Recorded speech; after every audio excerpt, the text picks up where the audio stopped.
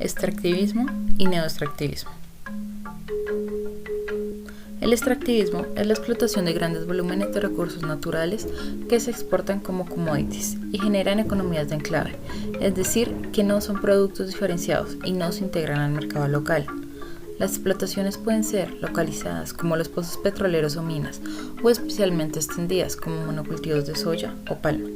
El extractivismo se centra en la sobreexplotación de materias primas no renovables y renovables por temporadas. Requiere grandes inversiones de capital intensivas, generalmente de corporaciones transnacionales. Su dinámica de ocupación del territorio es intensiva, generando un desplazamiento de otras formas de producción, como economías locales y regionales, con impactos negativos para el ambiente y las formas de vida de las poblaciones locales. Las actividades económicas y los modelos societales a los que se refiere el extractivismo tienen una larga historia en el continente latinoamericano, iniciando con la conquista. La modalidad de acumulación extractivista estuvo determinada por las demandas de los centros metropolitanos del capitalismo naciente. Unas regiones fueron especializadas en la extracción y producción de materias primas, es decir, los bienes primarios, mientras que otras asumieron el papel de productoras de manufacturas. Las primeras exportan naturaleza, las segundas la importan. Esto es entendido como la división internacional, colonial imperial de la mano de obra y la naturaleza.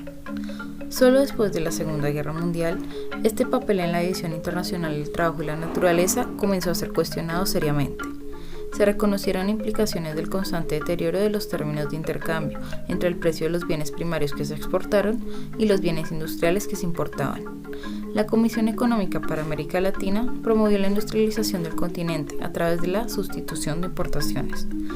En la década de 1970 cambió nuevamente con las dictaduras militares, la crisis de la deuda de los años 80 y la imposición de las políticas de ajuste neoliberales del Consenso de Washington.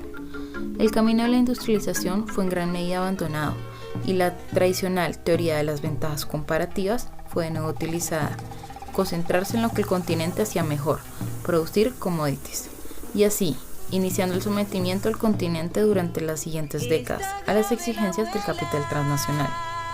En América Latina, la noción del extractivismo comenzó a problematizarse a finales de la década del 2000, en un contexto de creciente conflictividad socioambiental generada por la llegada de actividades extractivas o por las consecuencias de las actividades ya existentes.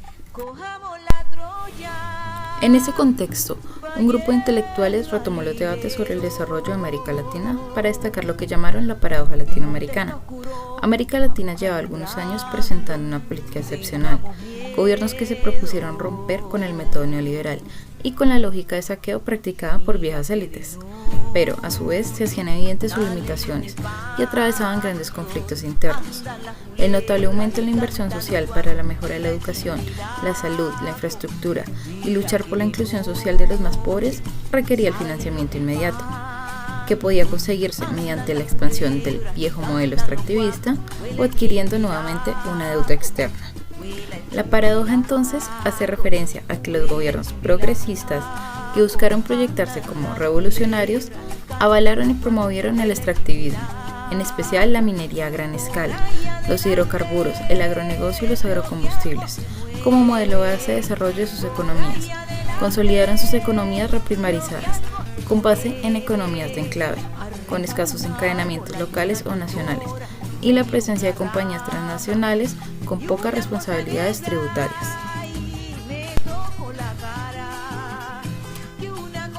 Desde 2008, los llamados países progresistas motivaron una reflexión conceptual sobre la diferenciación del extractivismo clásico y el neoextractivismo o neoextractivismo progresista. La diferencia está en la función del Estado. En el extractivismo, el Estado tiene un papel secundario. Su presencia es en apoyo de las inversiones, principalmente extranjeras, y las exportaciones con bajos niveles de tributación, dejando al mercado el funcionamiento de la economía. Aquí las grandes empresas son las que sobresalen. Ejemplos de países con este modelo extractivista son Colombia y México. En el neoextractivismo, por su parte, el Estado participa con empresas paraestatales. El nivel de las regalías y la imposición es más elevada y hay mayores controles a la explotación. Es justificado políticamente ante la opinión pública como necesario para el progreso y en particular para captar mayores proporciones de riqueza, la que será devuelta a la sociedad mediante programas sociales. Ejemplos de países con este modelo son Bolivia, Ecuador y Venezuela. A pesar de la diferencia en el papel del Estado, de igual manera se repiten los impactos sociales, ambientales y degenerativos. Para Lander Edgardo, como modelo de desarrollo, no hay diferencias entre uno y otro, sino una continuidad de la primera, del extractivismo, del patrón productivo primario exportador y la subutilización de los recursos naturales.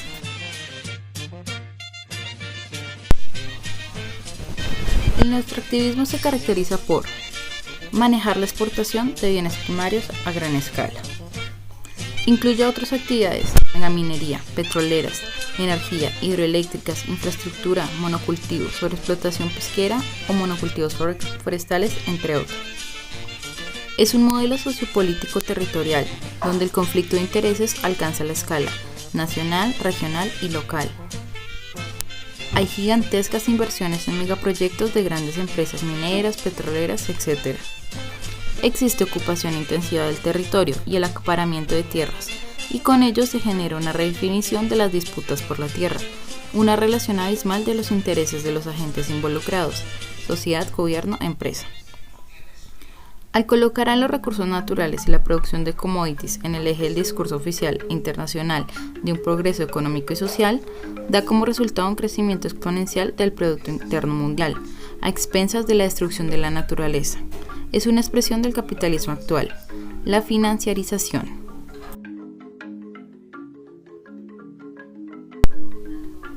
Reprimarización, conduciendo a la desindustrialización temprana. Con estos modelos no se han abierto las puertas para nuevas modalidades de inserción en la división internacional del trabajo y la naturaleza. Por el contrario, ha contribuido a acentuar las fórmulas coloniales de inserción históricamente dominantes. Las exportaciones latinoamericanas a China tienen un componente primario aún mayor que el que tienen las exportaciones dirigidas a los Estados Unidos y la Unión Europea. Impactos socioambientales. Con los elevados precios en el mercado internacional y las nuevas tecnologías disponibles, se acelera la acumulación por disposición hacia nuevos ámbitos geográficos, produciendo despojo y desplazamiento de comunidades campesinas y pueblos indígenas de sus territorios tradicionales. Estos costos socioambientales, por supuesto, no están incorporados en unas cuentas nacionales que identifiquen como crecimiento económico estos procesos de devastación de pueblos y territorios. Preservación de la vulnerabilidad por fluctuación de precios. Las fluctuaciones de precio de los commodities en el mercado mundial es particularmente problemático para países que tienen una elevada dependencia de un solo rubro. Países que, como Venezuela, importan una elevada proporción de sus alimentos presentan vulnerabilidades aún mayores. Resistencias y criminalización de las protestas anti-extractivistas. La resistencia a las diversas formas de extractivismo, petróleo, carbón, gas de esquisto, minería de oro, cultivos transgénicos, minería en gran escala a cielo abierto, grandes represas hidroeléctricas, entre otras, constituyen hoy en toda América Latina, independientemente del signo político del gobierno, el principal motivo de las luchas de resistencia popular en estos años. En general, de país en país se acentúa la lógica rentista, no solo en su dimensión económica, sino igualmente en sus aspectos político, institucional, cultural. El caso extremo es Venezuela.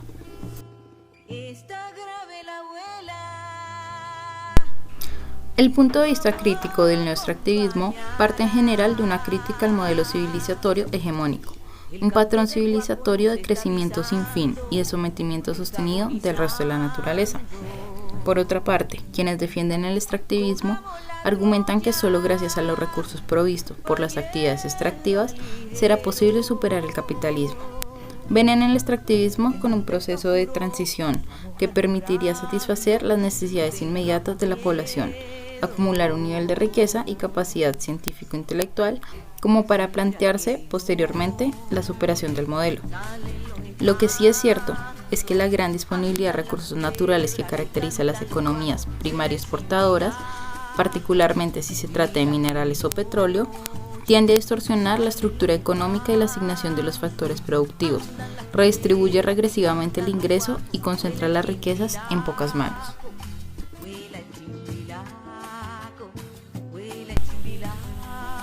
En el Atlas de Justicia Ambiental se presentan 130 casos de conflictos para Colombia. Aplicando un filtro de casos entre 2008 y 2021 y grupos movilizados, se destacan las siguientes cifras: 19 movimientos de comunidades indígenas, 40 de agricultores, 17 de pescadores, 5 de trabajadores industriales, 10 de campesinos sin tierras, 35 de científicos locales y profesionales, 5 de grupos religiosos, 11 de sindicatos. Existen muchos otros casos o movilizaciones, sin embargo, no son registrados o mencionados en el atlas. Movimientos de científicos locales, profesionales y pescadores. Caso de la variante del canal de Boca Chica y dragado del arrecife coralino de Varadero, Bahía de Cartagena, Colombia. El arrecife coralino de Varadero es un digno representante de un ecosistema sobreviviente a la contaminación en la Bahía de Cartagena. No obstante, está en peligro de extinción por el desarrollo económico del sector público y privado que pretende dragarlo. Los ancianos que encabezan la dirección de los consejos alzan su voz de protesta, advirtiendo que toda la comunidad es vulnerada en sus derechos por cuanto solo se tienen en cuenta 2 comunidades que fueron reconocidas por el Ministerio del Interior. Manifiestan su repudio por la manipulación que el constructor realiza con determinados sectores de la población, ofreciendo beneficios económicos para que apoyen el proyecto, lo que ha conllevado a una polarización de la población. El nivel de inversión fue de $20 millones.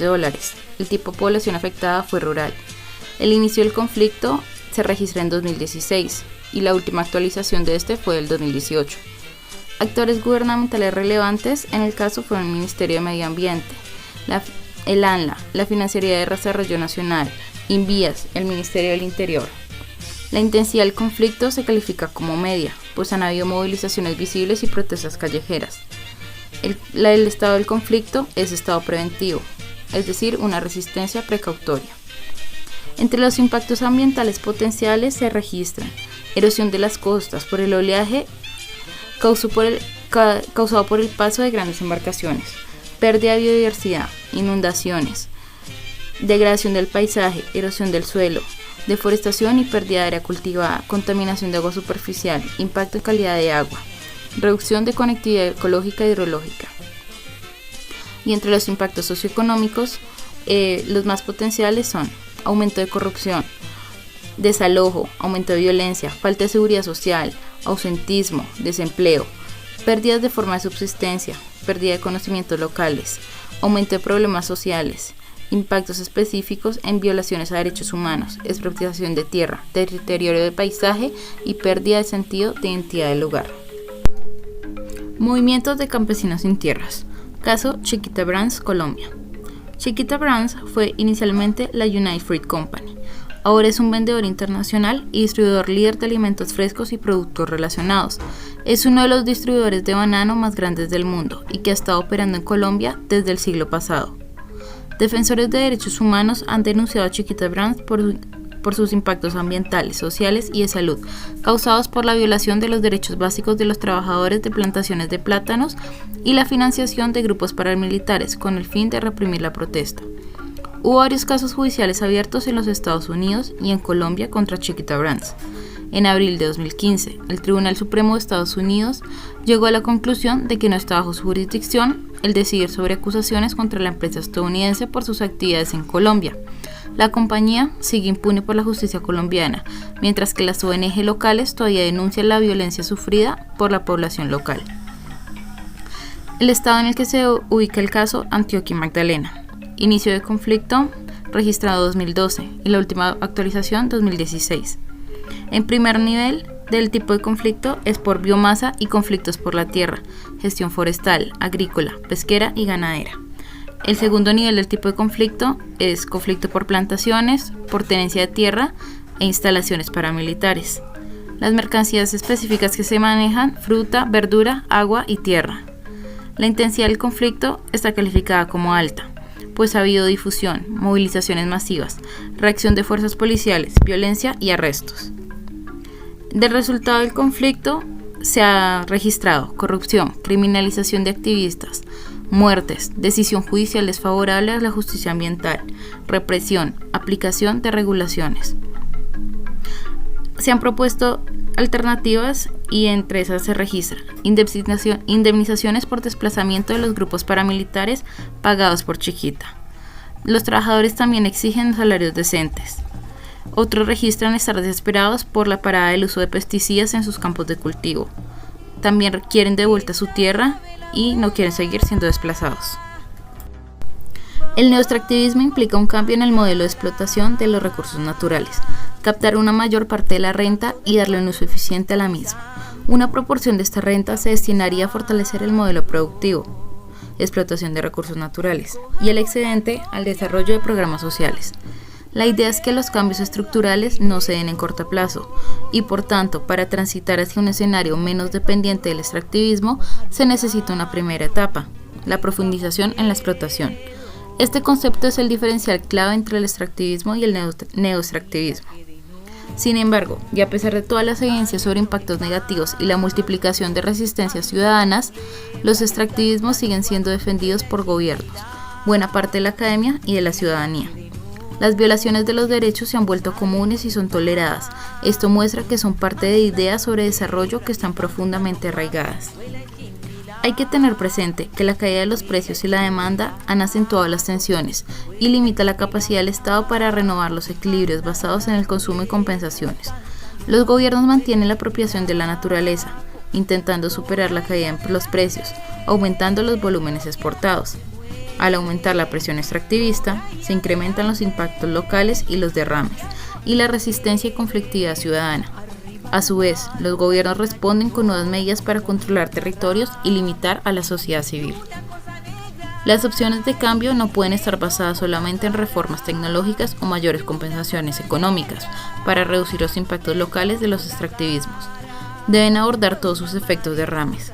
Esto implica una crítica radical a las ideas de desarrollo en sus actuales formulaciones. Ahí hay animales silvestres. Nos prohíben cazar, pescar, ni siquiera podemos buscar miel. Ahí se ven las plantaciones de soja, al costado del manantial. Y después dicen que somos nosotros los que contaminamos, porque lavamos ropas ahí. Nos dan un pedazo de tierra, un pedazo acorralado por los candados de los portones privados. Nos acorralan, nos desalojan. Pero los pueblos indígenas tenemos derecho a nuestro territorio. Aquí siempre vivimos con mi madre, con mis hijos también. Encontramos todo lo que usamos tradicionalmente, el tacuapú o el caraguata. Yo nací en el monte, mi mamá vivía en el monte, nuestros abuelos y abuelas nacieron y murieron ahí. Todos los días yo hago bolsones de caraguata, pero estoy preocupada por el territorio. Los blancos están echando todo el monte. Nosotros en nuestra comunidad lo que queremos es la tierra propia, con título. Tenemos derecho a la propiedad comunitaria. En el monte tenemos nuestra medicina. Nuestro territorio es nuestra farmacia. Tenemos nuestro alimento. Es nuestro supermercado. Los